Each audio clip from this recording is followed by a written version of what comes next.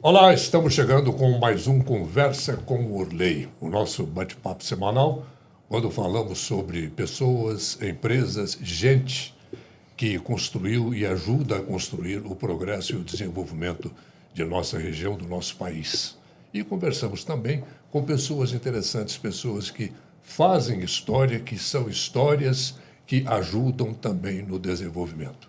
Hoje nós temos um prazer imenso de conversar com o nosso querido Maurício Ricardo. Maurício, que prazer enorme ter você aqui. Olha, que honra, quantas histórias, né? 2 gerações de histórias, né? A gente tem juntos aqui. Que prazer, obrigado. Beleza, que beleza. Eu vendo você aqui à minha frente, eu vejo o Luiz Fernando Quirino. Luiz Fernando Quirino e Terezinha Ribeiro, Terezinha né? Ribeiro. 2 ícones do rádio e da TV. O Maurício Ricardo, para quem não sabe, é um dos filhos do Luiz Fernando e da Terezinha. E o Luiz Fernando foi companheiro meu, nós trabalhamos juntos na TV Triângulo, quando a televisão era TV a lenha ainda, que a gente brincava muito sobre isso. Completamente.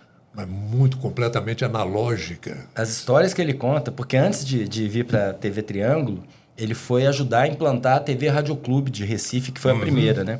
E ele me contava histórias muito divertidas de um tempo que não tinha sequer a fita para mandar o capítulo de novela por fita. Então tinha que fazer a novela com um elenco local. Você só chegava com o script, um diretor local montava o cenário e tal, e fazia as transmissões de novela. Ele tem histórias maravilhosas. E muitas delas depois eu tive como tirar a limpo e ver que realmente era daquele jeito, que ele não era só um contador de histórias. Quando eu conheci mais tarde o Wilton Marques, que era redator de humor do Jô e que tinha trabalhado com meu pai nessa época, né? Porque quando a gente é criança e ouve o pai contando histórias, a gente sempre fica na dúvida se ele está romantizando as coisas, ainda mais que é de outra cidade. Será que ele não está querendo me agradar? Ou exagerar e tal, mas eu encontrei com o Wilton e ele contava as mesmas histórias do meu pai, quase com as mesmas palavras, olha, e é cada história muito boa. Como, por exemplo, o dia que eles precisavam fazer um radioteatro lá e tinha um delegado. Aí, naquela época, eles, para fazer um social lá com o delegado, chamaram o delegado para fazer o papel. Ele deve ter te contado essa história, porque era uma das histórias de boteco dele. E aí o delegado ficou todo empolgado que ele ia fazer um papel de delegado na peça. Só que chegou na hora e deu um branco no cara. Era TV ao vivo, né? Então ele não sabia... não tinha VT na época, né? Aí o ator que estava sendo interrogado por ele viu aquele cena e falou assim: o senhor deve estar se perguntando onde eu estava no momento do crime. Ele: prossiga. Então, eu estava na minha casa, eu já falei isso 200 vezes. Aí o senhor pode me perguntar: como eu posso provar que eu estava na minha casa? Prossiga. Então, meu pai me contava essas histórias e é muito legal você encontrar gente dessa época para confirmar, né? Muito louco. Mas o Luiz Fernando ele teve um papel muito importante no jornalismo, no telejornalismo, principalmente, que foi a área onde eu estive mais inserido. Aqui em nossa região, na TV Triângulo, quando ele chegou na TV Triângulo, foi em 70 e poucos, eu me lembro. 72, né? Por aí. A TV, ela afiliou-se à Globo, foi em 71, por aí. Então, o Luiz, ele pegou o início da convivência com a Globo. E ele implantou uma série de coisas, porque o Luiz, como você está dizendo aí, ele já tinha uma experiência larga de jornalismo em capitais. Aqui a gente não tinha parâmetro, a gente ia aprendendo fazendo, fazendo e aprendendo, né? Não tinha ainda a TV Paranaíba, que poderia ser um contraponto nosso, mas não tinha ainda. Então a própria Globo, na época, não sabia muito como fazer. Então ia tentando, copiando do jornalismo americano. Foi a primeira afiliada da Globo? Foi. Existe esse folclore, é verdade? Então. Não, é verdade. Foi o embrião da Rede Globo. Que o Dr. Tubal esteve, essa história já foi contada. O Dr. Tubal esteve lá. A TV, na época, ela tinha programação da Record, da Manchete, da Tupi, uma série da Indo-Colombi. Então vinham os VTs, né? Vinham de ônibus, vinham de Kombi, aquela coisa. Era uma salada a programação. Não tinha satélite, né? Não tinha nada, não tinha nada. Aí o Dr. Tubal, ele fez um acordo com a Globo, com o Walter Clark, mais o Boni, a turma lá, de comprar a programação exclusiva da Globo. E foi quando começou com o Jornal Nacional. Eu lembro até que o Tubal falava que eu quero a programação da Globo só por causa do Jornal Nacional. E começou aí, entrou aquela... Foi quando nós começamos a ter um parâmetrozinho de jornalismo. Eu já estava em Uberlândia nessa época, eu sei que sim, porque eu lembro que eu assistia a novela Cavalo de Aço com Tarcísio Meira e passava também Os Insociáveis, que era o Pré-Trapalhões, que era da Tupi, se não me engano. Então tinha Era essa Tupi. mistura na Triângulo. E aí eu fui visitar a minha família em Juiz de Fora e o Cavalo de Aço lá estava bem adiantado, né? Então eu vi o fim da novela e cheguei aqui, eu tinha um tesouro para contar que era o fim da novela. Porque tinha isso, né? A gente assistia a novela atrasada, tinha que botar a lata da fita, como você disse, numa Kombi, num carro e trazer, né? Tinha umas coisas engraçadíssimas na época que eu e o Luiz Fernando comentamos demais sobre isso. Virou até piada. Que quando um capítulo de novela atrasava, né, então a ideia era dizer que, atendendo a centenas de pedidos, vamos repetir o capítulo e ficava 2, 3 noites repetindo até chegar o novo capítulo. Mas na área de jornalismo, o Luiz Fernando ele imprimiu ali uma força muito grande de experiência, de ensinar, entendeu? Aquele jeitão dele muito extrovertido e ensinou muita gente. O jornalismo local daqui deve muito ao Luiz. Inclusive mídia impressa, né, também. Mídia impressa. Eu estou cutucando mais para o meu lado aqui por conta Mas o Luiz, ele criou personagens aqui famosos e históricos, né? Até o termo uberlandino é criação dele. Ubercity, ele tinha um subtítulo em cima da coluna dele, órgão de combate à caspa. Quer dizer, no combate, nada. Né? Nada. O Berlandino... Não, porque viviam dizendo que ele era oposição ao seu Virgílio, que era o prefeito na época. E nada. Foi trabalhar depois com o Virgílio na prefeitura. Todo mundo amigo. O Luiz Fernando não fazia oposição a nada. A convivência dele com todo mundo era uma coisa fantástica. E era um outro tempo, né? A gente estava até falando agora nos bastidores. Exatamente. Era um tempo em que a oposição política não fazia do outro um inimigo. Você ter um pensamento diferente do seu adversário político era uma coisa que terminava. Se você não fosse um político, então, principalmente, depois da eleição. Depois sentava todo mundo para tomar uma cerveja e falar se acertou ou não. É que nem jogo de futebol. Você sentava, nossa, que surra que o Corinthians levou, né?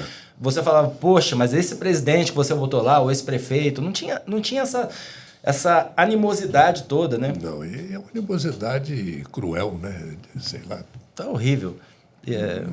Agora, esse negócio do Uberlandino, para quem não sabe a explicação, compensa contar, né? Porque Uberlândia é uma cidade que, agora o último censo agora apareceu com 700 mil habitantes, o censo recente, divulgado essa semana, e quando o meu pai veio para cá, em 72, era uma cidade de 200 mil habitantes, no máximo. Por aí. Não devia ter mais do que isso. Então, à medida em que a cidade foi chegando gente, a gente foi vendo que a maior parte das pessoas não era nascida aqui, mas se sentia uberlandense. Só que o uberlandense era muito bairrista. Então, para ele quebrar esse negócio, ele falou, tá bom, então vamos fazer o seguinte, quem nasceu aqui é uberlandense, quem veio para cá é uberlandino, né?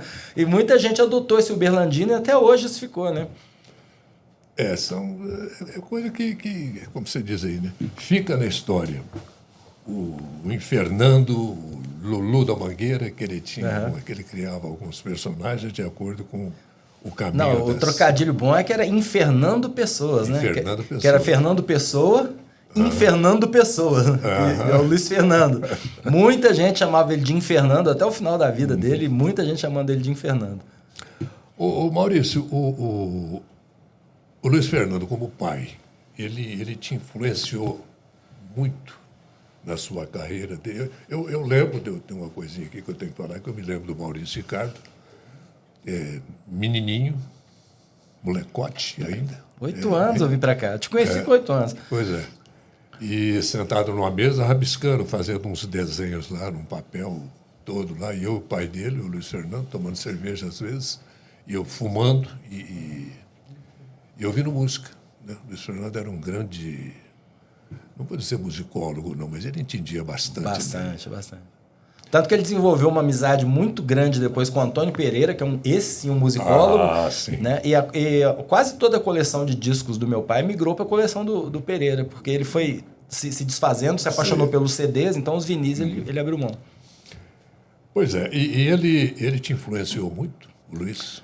Muito em aspectos muito positivos da carreira e também em alertas. Eu acho que a coisa que é mais importante dizer, porque, olha, numa boa, o que eu fui fazer da minha vida é meio que pré-determinismo biológico, né? Porque quando você nasce e todo mundo fala que você desenha bem, muito é uma questão de incentivo. Se você nasce numa família em que essas coisas não são valorizadas, eles vão te falar, isso aqui não é vida para ninguém, vai estudar meu filho e tal. Mas eu sempre tive muita facilidade para desenhar. E essa facilidade para desenhar me fez unir esse meu pequeno talento de criança com a vocação genética que eu acho que vem junto. Que é a facilidade para escrever, de abstração, que vem muito do meu pai. A facilidade de comunicação, que vem do meu pai e da minha mãe. Eu canto até hoje, né? Sábado passado eu fiz um belíssimo show do Pink Floyd no London, com um telão, com backing vocal, 2 guitarras, né? Uma coisa maravilhosa. E a minha mãe foi crooner de orquestra, cantora de orquestra, né? Também foi radioatriz. Meu pai foi radioator. Meu pai escreveu roteiros para a Rádio Nacional. Tudo a ver, né, Maurício? Tudo a ver. Então, eu fui viver das coisas que os meus pais faziam, assim, e não foi nada programado. Se você pegar meus 3 irmãos, o Luiz Eduardo, a Guacira e a Nancy, os 3 são afinados, os 3 sabem desenhar também, só que não seguiram para esse caminho, né? Cada um foi para o seu lado. O Luizinho na área de eletrônica, a Nancy num cargo que eu não sei muito bem, mas no Ministério da Administração, passou num concurso difícil. A Guacira também num concurso difícil, que foi o Banco do Brasil dos anos 70, onde ela se aposentou. E eu fiquei nessa comecei como cartunista no Primeira Hora aos 17 anos, né? Só que, infelizmente, né, o salário que a gente ganhava para fazer cartoon era ridiculamente baixo. Aí eu fui assumindo outras posições. Virei repórter, depois virei editor. E meu último cargo no Correio de Uberlândia, já falecido jornal, né, diário, que era do Grupo Algar. Que pena, né? É, uma pena. Eu fui o coordenador geral do jornal. Eu cuidava da circulação, da publicidade e da redação. Foi o que me deu também a bagagem para poder empreender depois na internet a partir do ano 2000, exatamente. Então, 23 anos de internet. E, claro, total influência do meu pai. Mas, para fechar aqui, tanto na vocação, quanto em alguns recados que ele dava, como homem vivido que ele era, que já tinha morado em grandes centros, já tinha conhecido como é que era esse jogo da fama, do poder, da perenidade, da forma com que as coisas vão embora muito fácil. Eu ia falar perenidade, mas exatamente o contrário, na volatilidade das coisas. São coisas efêmeras. Né? Efêmero. Né? Eu lembro, eu até estava relembrando aí com você, ele recebendo aquele monte de envelope de convites, já aqui em Uberlândia, né? E ele, na época, no jornalismo ou do Triângulo, eu não vou me lembrar, ou no Correio de Uberlândia, ou na TV Triângulo, e ele falava para mim assim, e isso marca uma criança: tá vendo esses convites, Maurício? Nenhum desses convites aqui é para mim. Esses convites são para o meu cargo. Na hora que eu deixar esse trabalho, esses convites vão sumir e vão para o próximo, para a pessoa que entrar no meu lugar. Aquilo me marcou muito, porque teve um momento lá na minha carreira em que eu estava com uma exposição muito grande e todo mundo falava: você está aqui em Uberlândia ainda? Por que você não vai para São Paulo? Por que você não vai para o Rio? Né? E eu tinha uma certa noção de que, ainda mais na internet, que é muito volátil, e já era desde o início, muito rápido, tudo muito frenético, de que aquilo era uma carreira de jogador de futebol, que eu tinha que aproveitar aquele momento, fazer o que eu tinha que fazer e depois fincar meus pés, de preferência, na realidade mais saudável que eu pudesse criar, tendo o bom senso de guardar algum dinheiro. E foi o que eu fiz. Eu mantive o mesmo círculo de amizade. Muito, muito bom saber que o Felipe e o Fábio estiveram aqui, né? São amigos queridos que eu frequento a casa. A gente vai estar todo mundo junto. E são amizades de 30 anos, de 40 anos. Não, e o interessante, um parêntese, falou aí Felipe e Fábio, o carinho com que eles falam sobre o passado recente envolvendo vocês 3, no caso. Histórias da banda, do solo vertical, aquela coisa toda. Passado recente é um pouco de... Nós estamos falando... O solo vertical é 1990, Né? A gente começou... Na verdade, as primeiras experiências... Mais 30 anos... não é nada. Não é nada. Voa, né? Voa. Aliás, vi um filme ontem sobre isso, olha aí, que eu acho que todo mundo devia ver. Já é hora, na Netflix. Vale muito a pena. Fica a dica aí pros cinéfilos. Eu vou... Já era a hora, perdão. Já era a hora. hora. No Netflix. Que é sobre isso, sobre a vida passar e a gente não perceber e a gente perder a noção daquilo que é importante na vida, daquilo que são valores que você deve preservar, sabe? E é um processo de aprendizado constante, né? Porque a gente é muito cobrado o tempo todo a produzir. E agora, então, nessa era do Instagram, que todo mundo tira a foto no melhor ângulo, posa na frente do carro que não é dele, tira a barriga com Photoshop, apaga a ruga com filtro, fica parecendo que você nunca vai chegar naquele ideal. Robotizou todo mundo, né? Não, e para quem assiste, além de robotizado, preso naquilo, a gente está buscando um ideal para a gente que é um ideal inalcançável. Inalcançável. Você olha para aquilo ali, aquilo não é a vida real.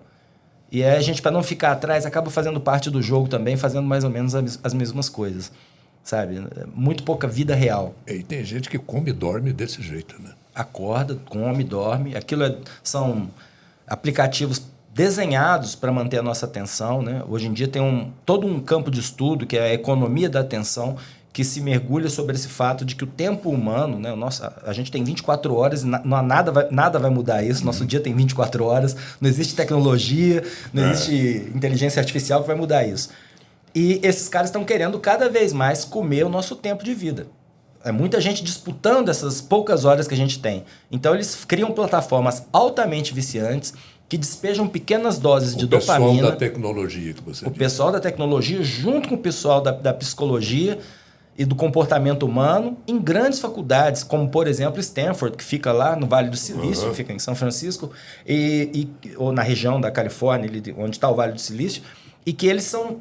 Quando o cara vai montar, por exemplo, um aplicativo de foto ou qualquer coisa assim, ele primeiro passa por um processo com esse desenvolvedor, onde senta um cara de TI para fazer a experiência do usuário e um especialista em comportamento humano para dizer como aquilo vai ser viciante o suficiente para você não sair daquela plataforma e ir para outra. Então, hoje, esse movimento que a gente faz, e muita gente vai se identificar com o que eu estou falando, na hora de dormir, deixa eu ver o que está rolando aqui nas redes. Aí cada um vai para a sua. Twitter, Facebook, Instagram, e fica lá com o dedinho.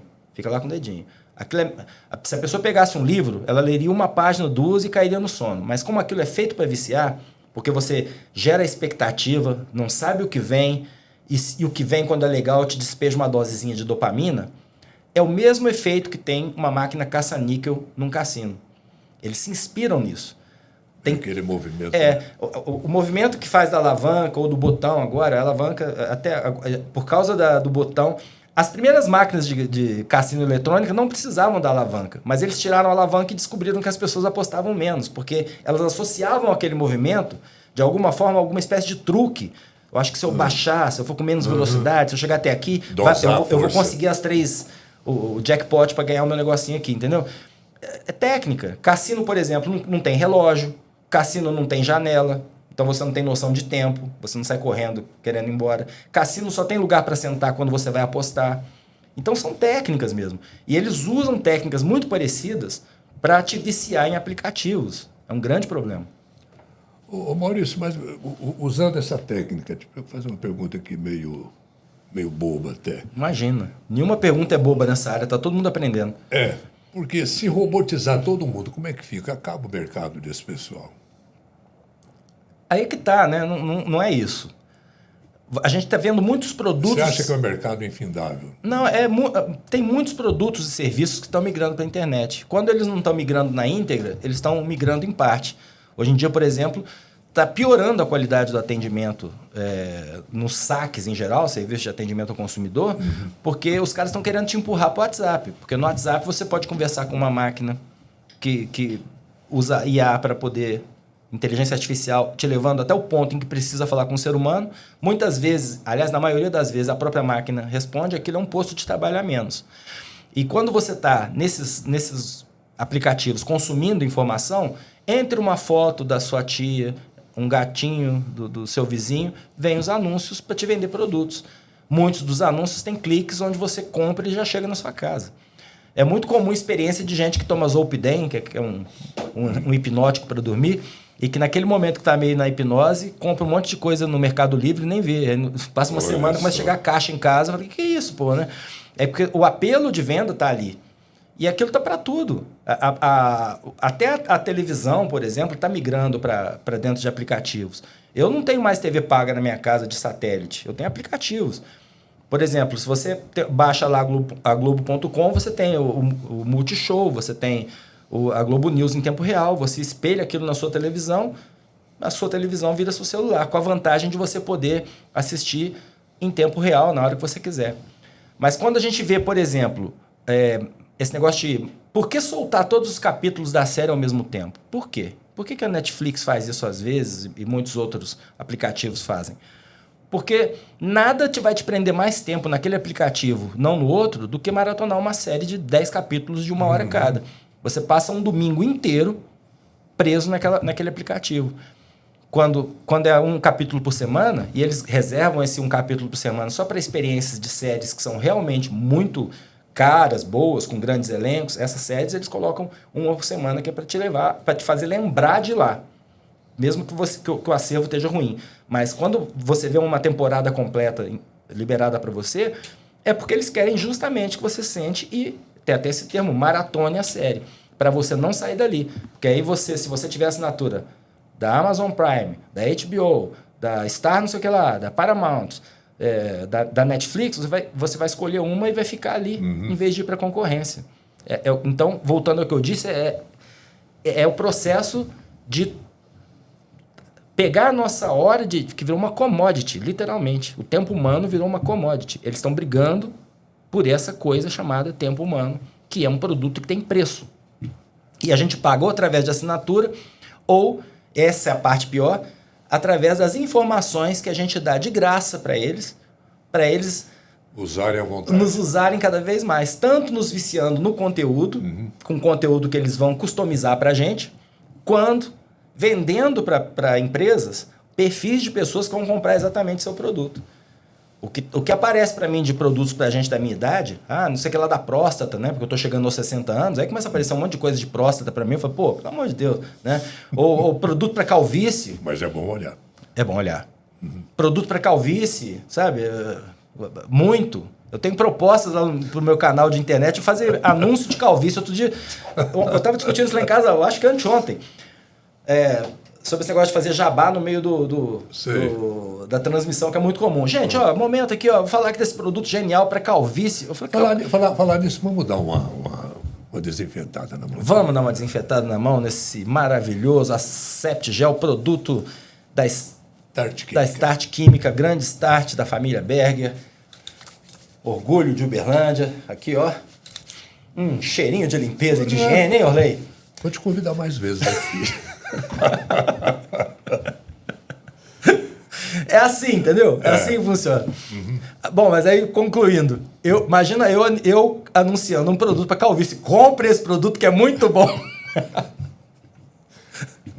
Não dá, né? Não pega. Não, mas tem gente que faz, né? Eu optei por ser careca, mas para muitas pessoas a calvície é um problema. Se for o seu caso, tudo tem sujeito.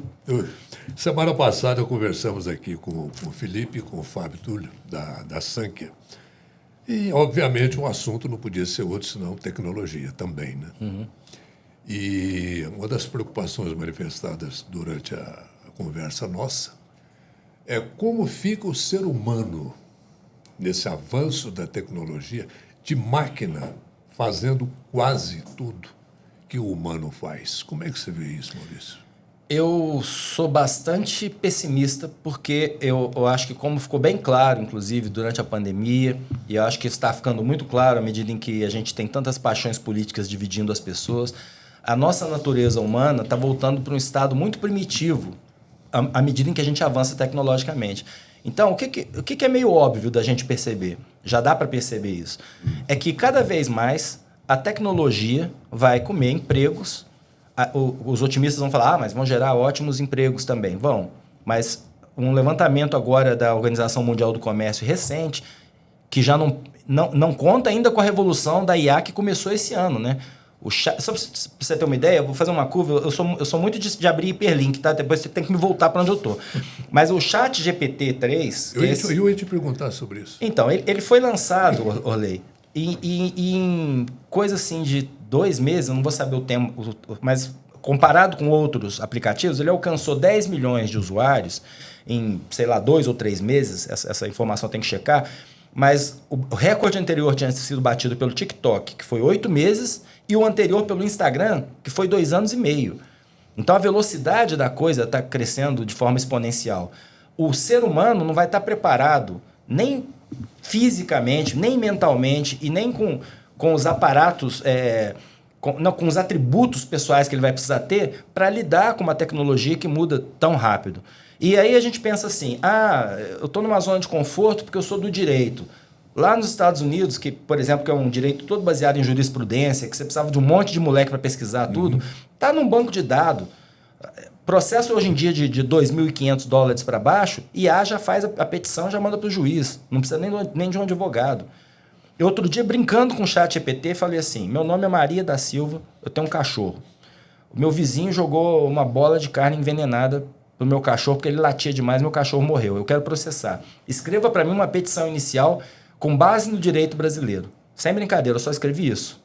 O Chat GPT escreveu um texto de advogado falando assim, imagine como se sentiu Dona Maria da Silva aquela manhã, ao ver seu animal querido sofrendo, vomitando. Ciosa que ela é do seu animal, levou-o imediatamente ao veterinário. Eu não falei nada disso, mas a máquina sabe que o juiz vai falar assim, ela cuida do bicho, ela levou no veterinário.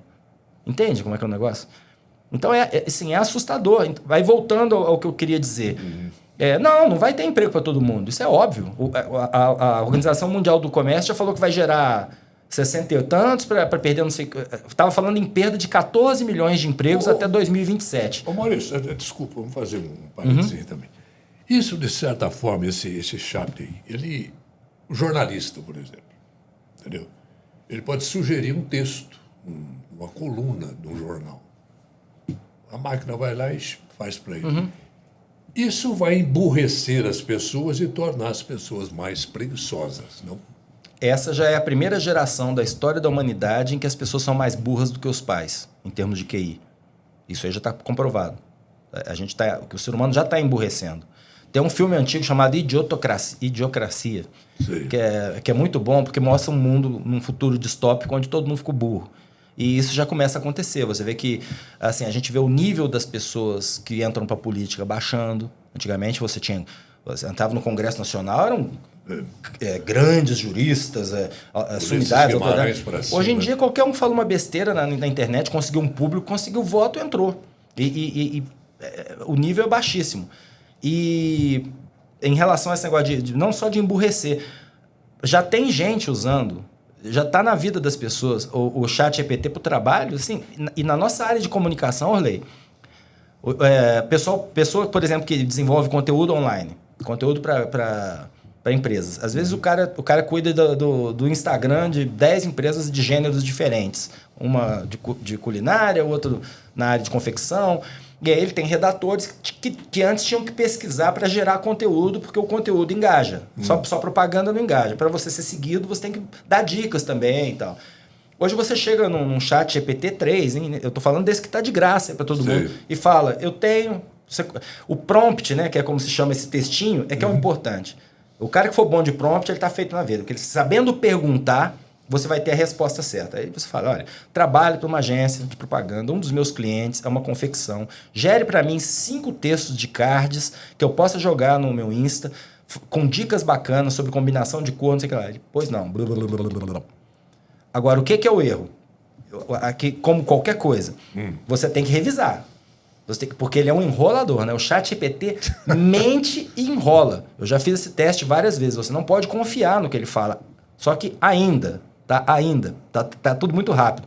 Mas assim, teve um dia que eu falei, só como teste, me dê 5 álbuns bons de MPB, música popular brasileira, lançados em 1973. Foi bem específico. Ele, pois não, aqui estão 5 álbuns. Ele botou lá, Secos e Molhados, certo? Depois já botou Transa, do Caetano. Falei, pô, acho que não é 73. Depois já inventou o nome de 2 ou 3 álbuns. Ele completou. Eu pedi uma letra de música também, ele não sabia a letra, ele inventou uma letra. É safo, né? Safo. Aí você fala, você errou. Você só acertou os Secos e Molhados. Tem razão. Errei, desculpe, eu estou em processo de aprendizagem. Aqui serve, aí manda, aí ele vai se acertando, entendeu? Agora imagina, o chat GPT, esse que está aberto para todo mundo, ele é um banco de dados, né? Nada mais é do que um banco de dados, que termina em 2021. Ele busca as informações. Né? Não, só que ele não está conectado à internet ainda, ele usa até 2021. Só que as novas gerações estão online.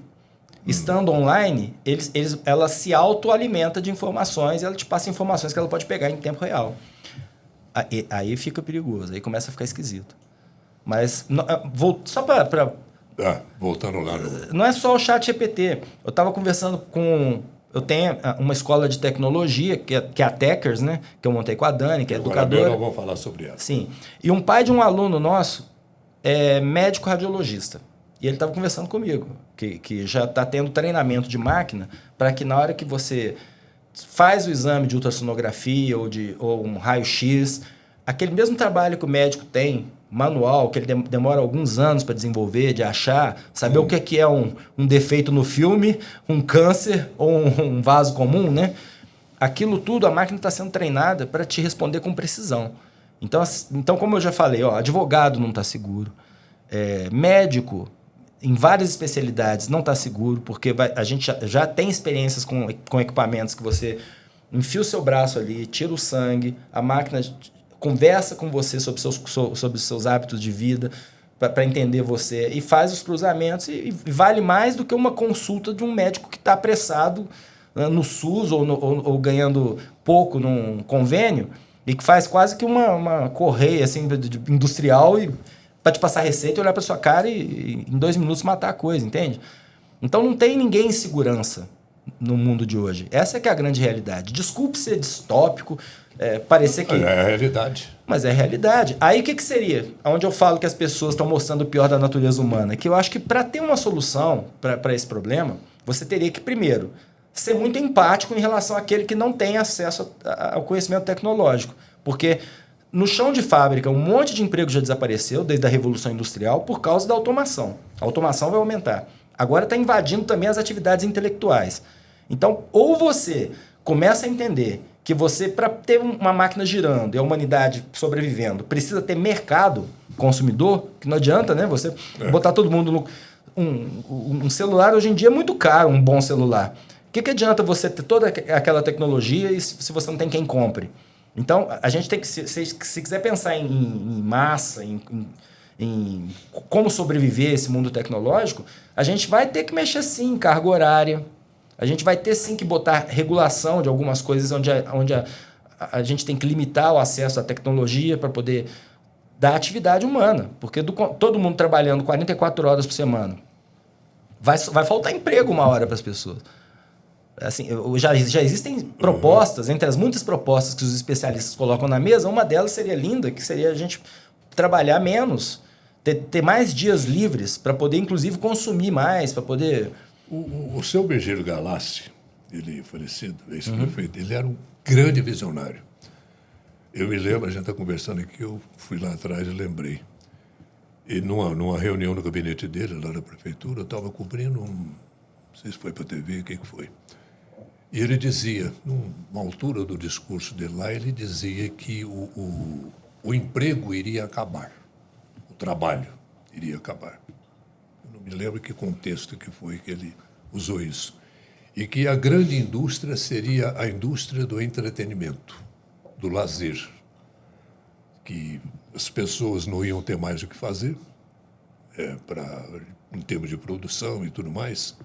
Ele não citou máquina, que seria, naquela época nem se tinha muita noção sobre isso. Você viu a possibilidade disso, Maurício, do entretenimento, o lazer ser a grande porta do futuro? Eu não vejo com esse positivismo todo, Porque a gente está vivendo justamente uma era em que não falta entretenimento. Estão brigando com a gente pela nossa atenção. Ao mesmo tempo, quando você olha num país continental igual o nosso, eu cresci ouvindo, o Brasil é o celeiro do mundo. E realmente, de fato, é, né? A gente vê aquelas fotos aéreas de 8 colheitadeiras gigantes de soja, né? A gente pensa o seguinte, alguém tem que pagar aquela produção de comida. Se tem uma necessidade básica que as pessoas ainda vai ter, é comer. Só que, cada vez mais, a gente vê a automação também dos processos no agro. O agro é tech, né? Então, hoje em dia, aquelas colheitadeiras sequer tem um piloto ali dentro, tem alguém dirigindo aquilo. É tudo satélite, né?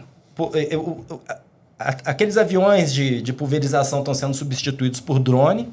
Você não vê as pessoas trabalhando em lugar nenhum. E essa conta não fecha quando você pega isso, né? Tanto é verdade que a gente exporta muito alimento, mas tem fome no Brasil. Quer dizer, a coisa não... E é essa falta de empatia que a natureza humana está demonstrando e que a pandemia mostrou muito claramente, né? Que tem uma parcela muito empática, mas tem uma parcela que não está nem aí. Essa que é a ameaça. Eu acredito que seria maravilhoso um mundo onde a gente vivesse só as máquinas trabalhando para a gente. Mas a chance disso também virar uma coisa... Bom, aqui eu vou viajar um pouco na maionese, tá? Mas assim, já que estamos falando de futuro, o futuro aceita qualquer coisa, né? Esse negócio da máquina dominar o mundo, já tem gente brincando que o Exterminador do Futuro, aquele filme, é meio profético. Porque para pensar uma coisa. Se você é uma máquina, tá? Com a lógica fria da máquina, você é uma IA, uma inteligência artificial. Você olha para o planeta Terra na sua diversidade, na sua beleza, na maneira com que as coisas são feitas de forma equilibrada. O leão é predador do alce, mas vem não sei quem é o predador do leão, na minha área eu sou de humanas, mas com certeza vai ter. E assim esse equilíbrio do planeta Terra mantém esse bioma rico, maravilhoso, com esse ar puro, essa água. Vem esse animalzinho metido a besta, que é o homem, começa a mexer em tudo, transforma tudo. Para essa máquina chegar num determinado momento e falar, eu acho que o que está atrapalhando aqui é esse bichinho, viu? Que é o grande predador, né? Não é? Tanta miséria, tanta coisa na nossa volta, né? Dá um jeito nesse bichinho. Não, esse bichinho chato. Eu acho que esse parasita, né? Como a Terra já se livrou de outras espécies, não aconteceu nada. Um dia isso aqui já foi habitado por grandes dinossauros. Veio aqui dizem, a teoria predominante, um meteoro que subiu muita poeira, tampou o sol e tal. Bom, enfim. É complicado, viu, Orley? Vamos... Então, o que eu acho que é melhor? Preparar as pessoas para o presente e para o futuro agora, pelo menos, né? E também preparar consciências. Isso é muito importante. A Dani, a minha esposa, está com um projeto, por coincidência com a Dani, esposa do Felipe, que também chama Dani, o Felipe que estava aqui da Sankia, que eu adoro o nome, que é Desconecte-se para se conectar. O que é isso? Eles vão pegar um monte de crianças e vão levar para um espaço maravilhoso que a Dani, esposa do Felipe, tem, que é o Gaia. Ele chegou a falar aqui com você. Não falamos sobre isso. O Felipe e a Dani têm um espaço muito bonito, um espaço bem natural, um espaço com muitos cuidados para que seja um ambiente limpo, fisicamente, natureza, espiritualmente leve, né? E a ideia é pegar essas crianças e dar para essas crianças um dia inteiro de experiências sensoriais offline. Aí você me pergunta, mas você tem uma escola de tecnologia, que interesse você tem em desconectar as crianças? Justamente o interesse, e a ideia da Dani, que é a educadora e a gestora da escola, o interesse em mostrar que a tecnologia não pode dominar a gente. A gente tem que ter domínio sobre a tecnologia, inclusive sobre os nossos hábitos. E a mente da criança é muito frágil, é uma maldade que fazem com a criança hoje em dia, porque tem muito pai que está tão viciado em tecnologia que quando ele chega cansado no final do dia, em vez de sentar e brincar com a criança, com qualquer coisa, montar um quebra-cabeça e tal, ele quer ver o que está acontecendo, ele perdeu um dia de internet, ele quer saber da vida social dele, das redes dele, do Insta dele, ele bota um celular na mão da criança, acha que está seguro porque está botando uma programação infantil na mão da criança. E aí a criança fica vendo lá desenho animado e tal, mas fica lá 4 zumbis dentro de casa olhando. Não é tão diferente quando você pensa que um cara viciado em metanfetamina vai ficar chapado no sofá deixando a criança brincando com alguma coisa no chão. Isso acontece direto, né? Demais, demais. É a babá eletrônica moderna, né? Maurício, vamos falar sobre a Techers. Como é que tá? A Techers está maravilhosa. A gente está com quase 400 alunos espalhados em 15 estados e 4 continentes. Isso eu acho genial. Olha. Não, o bonitinho é isso, né? Quando você faz um online bem feito, é bacana porque você chega e é a difusão por amizade mesmo. É gente que chega, são brasileiros, naturalmente, que moram no exterior. É a parte empreendedora do Conversa com Urley. Essa é a parte empreendedora. Então, deixa eu contar a história então do início, né? Quando eu conhecia a Dani, eu tinha tido um primeiro casamento, eu estava divorciado há 3 anos, conheci a Dani. E a Dani vinha de uma experiência de 5 anos como educadora no Japão. Ela trabalhou... acompanhou os pais, né? O pai dela é filho de japoneses. Aí ela foi para lá e foi para trabalhar. Chegou lá, ela conseguiu emprego na área educacional, que é uma coisa muito boa. Trabalhando para alunos brasileiros do sistema Pitágoras. Então ela dava aula em várias cidades, né? Morou em Hamamatsu, mas pegava aqueles trem-bala e ia dar aula em tudo quanto é lugar. Voltando para o Brasil, ela continuou dando aula, só que online via Skype. Quando ninguém falava em online ainda, ela dava aula online via Skype. E eu achava aquilo curiosíssimo quando eu a conheci, porque era 8 horas lá em casa da noite, 8 horas da manhã no Japão, e ela lá com alunos do ensino médio, dando aula para os alunos. Me veio a ideia, eu já querendo empreender fora da internet, porque eu estava percebendo que o meu business na internet, desenho animado, ia passar por grandes transformações e eu não ia conseguir acompanhar todas, pelo próprio formato da internet e a maneira com que ela remunera conteúdo. Desenho animado é caro, dá trabalho fazer 1 minuto, e a internet quer mais, longos podcasts. Se a gente falar aqui 4 horas e a gente prender 4 horas de pessoas, o YouTube vai amar, vai achar o máximo. É isso que ele quer. Eu queria empreender em outra área, mas que tivesse a ver comigo e com a minha vivência, né? Então, juntou a experiência da Dani Educação e essa minha visão tecnológica, a gente montou a escola. E a escola, agora a gente vai para uma sede própria, esperamos, em breve, ano que vem, aqui com certeza, na região sul, já está tudo certo, já estamos nos encaminhando para isso. E então, aqui para Uberlândia, a gente atende um público presencial muito expressivo.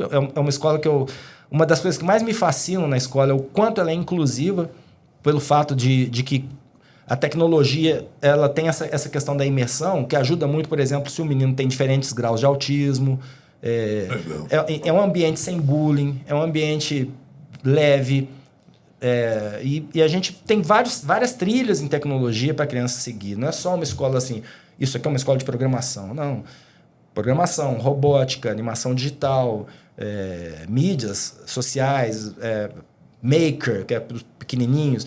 Tem várias atividades para a criança encontrar, trilhar seu caminho e até cruzar essas experiências para poder sair com uma formação em tecnologia. Uma novidade recente da escola que me chamou a atenção, essa me surpreendeu, mas que foi uma necessidade que a Dani e a equipe lá descobriram. Eu falei, é um curso que a gente colocou lá chamado Informática Moderna, que é para ensinar para a criança o básico da informática, porque na era do digital do celular, o menino fica lá com os 2 polegares no celular, não sabe o que é digitar, não sabe como é que abre um e-mail, não sabe como é que guarda um arquivo em cloud, não sabe usar algumas ferramentas bem práticas. Vou usar como referência o pacote da Microsoft, todo mundo conhece, mas tem softwares livres, né? Mas formatar um Word, né? Só que na versão livre do Google ou qualquer outra, uma planilha, essas coisas todas. Então, esse curso nos surpreendeu pelo interesse que despertou, tanto de pais quanto de alunos, porque é ensinar a viver no mundo moderno com as ferramentas do mundo moderno. E é muito bom porque nem todo mundo também... A gente não engana ninguém lá. Fala assim, todo mundo pode ser um programador. Não, é uma questão de você ter afinidade, a primeira coisa, e um certo talento para desenvolver o pensamento computacional. Cada um vai no seu ritmo. No mundo perfeito, todo mundo deveria saber programar, porque hoje é um idioma... O binário o binário já é um dos idiomas mais falados do mundo, né? Porque o que fica de gente escrevendo código todo dia para a gente poder interagir na vida humana, né? Mas o fato é que tem outras trilhas, né? A gente não tem que perder o nosso interesse por outras áreas. E é tudo presencial, Maurício? Não, é isso que eu estou te dizendo. A gente tem em Uberlândia a unidade presencial e a gente tem mais ou menos 40, 50% dos nossos alunos estão espalhados pelo Brasil e com bandeiras fincadas. Tem. A gente tem uma bela sede que hoje está na Princesa Isabel, com um computador por aluno, salas com no máximo 8, 10 alunos, para não não diluir aquela coisa toda. Todas as nossas aulas são com o professor síncrono, seja online ou seja presencial. Tem um professor em tempo real. A gente não faz aquela coisa de botar o menino para estudar na plataforma e largar ele lá, porque a gente acredita nisso. O slogan da escola, inclusive, é tecnologia é o caminho, educação é o nosso propósito.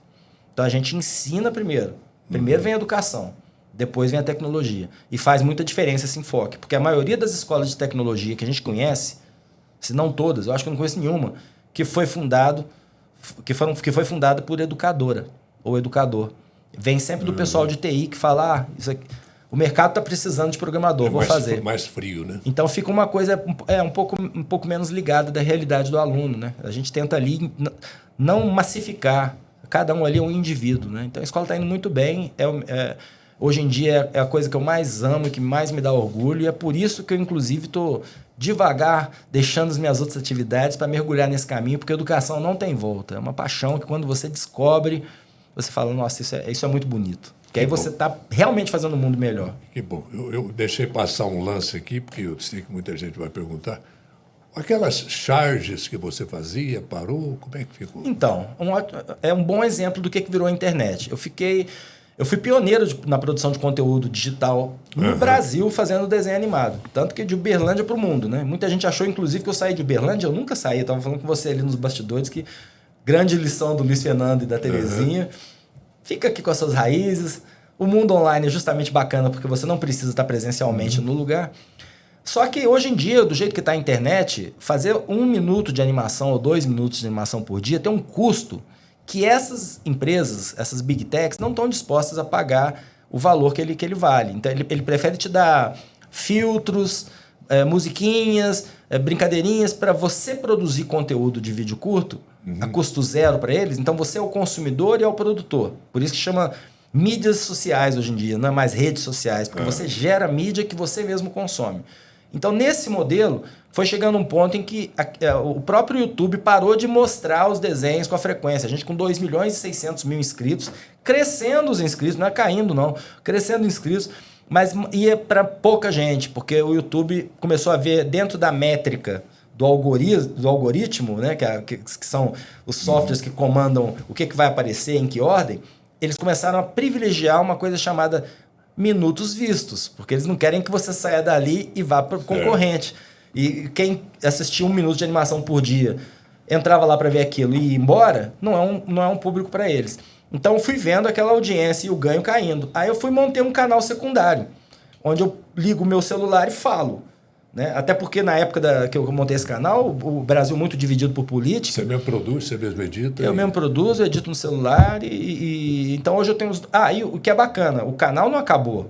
O canal hoje em dia eu tenho uma curadoria que pega esses desenhos curtos, reúne os desenhos curtos em desenhos maiores, e esses desenhos maiores são repostados todo dia. Então ele virou... Hoje em dia, renda passiva para mim. É minha casinha de aluguel. Né? Não dá muita coisa, mas é uma coisa bacana de ter. Os desenhos estão lá, eles estão vivos, gente descobrindo. Estão também no TikTok, estão no Insta. Mas eu parei de produzir desenho no ano passado porque eu falei... chegou num ponto em que, a partir dali, eu ia pagar para trabalhar. E era um tempo precioso que a escola estava precisando, que o meu outro canal estava precisando. E eu tenho essa veia jornalística e a minha maneira de me permanecer relevante na rede é com esse canal que eu tenho, que é o Fala MR, onde eu falo de política. Às vezes falo de música, quando morre uma Rita Lee, eu tenho história para contar. Morreu agora o Luiz Schiavon, que é o tecladista do RPM. Eu fui explicar para as novas gerações por que o RPM era importante, por que o Luiz Schiavon era legal. Então, é bacana. Muito bom, Maurício Ricardo. Nós temos papo aqui para mais umas 2 horas, com certeza. Mas Me chama que eu volto. Claro. A gente vai ter muita coisa ainda para conversar. Foi um prazer enorme ter você aqui com a gente. Olê, para mim é um prazer tanto pessoal de te ver na Era Online, firmão aí, pelejando. Galã como já era nos anos 70, quando apresentava telejornal, quanto essa viagem sentimental que você me proporciona ao poder me lembrar do meu pai, poder valorizar a minha mãe, que está muito bem, muito lúcida, aos seus 94 anos, e que fez um break na carreira para criar os filhos, depois voltou como Rainha do rádio aqui de Uberlândia ainda, de novo, né? Brilhou nas manhãs do rádio aqui de Uberlândia. Muita gente se lembra dela. E é isso. Obrigado. Obrigado a você. Beijão na Terezinha, viu? Na Dani, todos. Bom, inscreva-se em nosso canal e continue conosco no YouTube e em nossas redes sociais. Até lá, até a próxima.